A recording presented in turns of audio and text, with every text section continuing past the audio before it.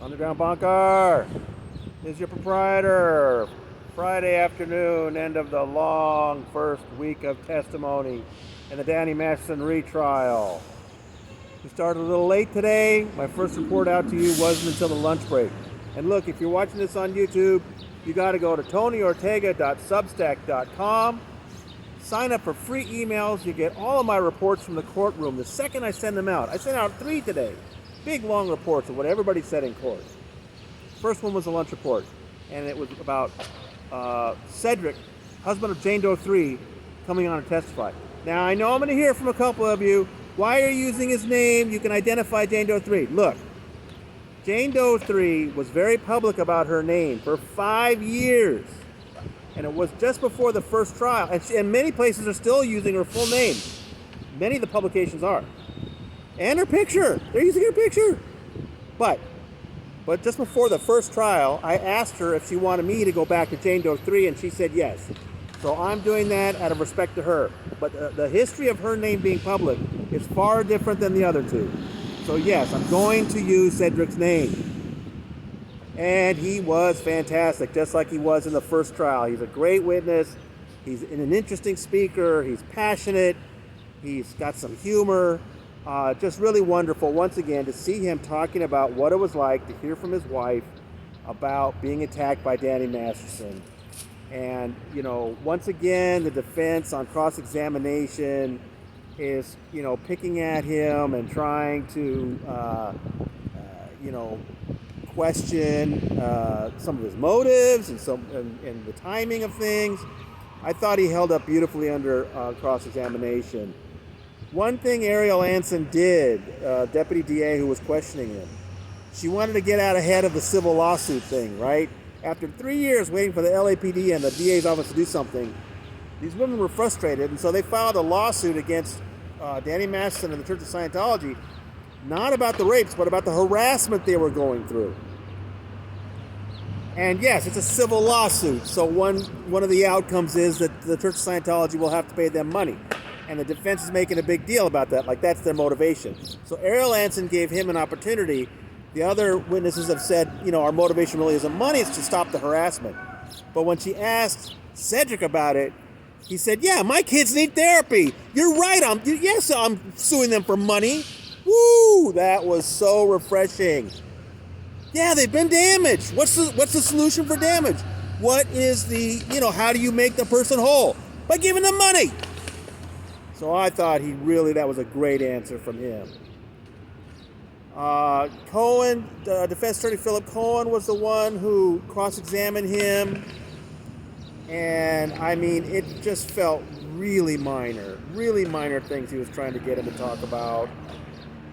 This time around, Cedric did have more detail, and of course the defense is sort of jumping on that, like, are you remembering more now than you did before? But he had a great answer for that. He said, this is go time. I'm doing my best to remember things. And I just thought that was a great way to come back. So all in all, I thought Cedric did a great job. He went till just a little bit after lunch, and then it was time for the second victim to testify, Jane Doe 1. And the big difference this time, as Deputy DA Mueller was taking her through her direct examination, was we heard a lot more detail about the September 2002 incident.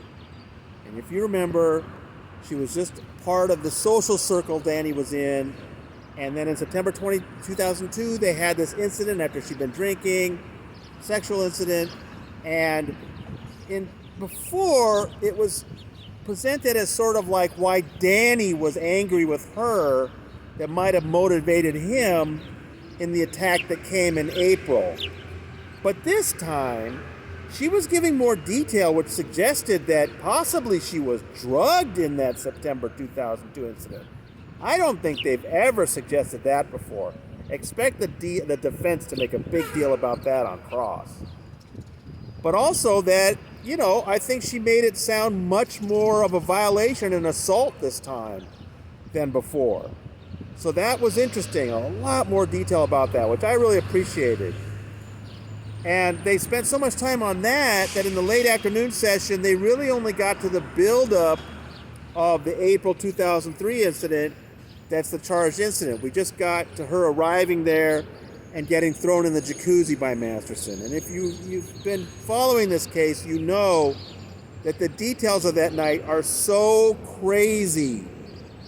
She was going to spend the night at Breeze and take her to the airport at 5 in the morning, but they decided to go to a birthday party and then a DJ thing, and somebody had the keys and somebody didn't have the keys, and she ended up at Masterson to get the keys. Oi! It is so crazy. And at one point, Judge Olmedo had enough, and she told Mueller, you need to get to the incident. I think there were more than a few people in the courtroom that were grateful that she did that. So she got to the house, and Danny decided to throw her into the jacuzzi. And I always keep in mind that September 2002 thing from a few months earlier. The other big difference that we got from Jane Doe 1 this time was this time she did mention Lisa Presley. If you remember in the first trial, when they were trying to bring in Lisa Marie, and they got very close, she had given a statement.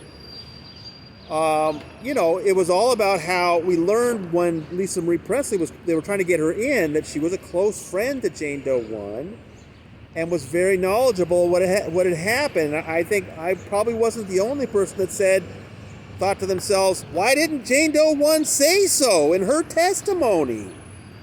This time she did. She explained that there were two primary social circles at that time.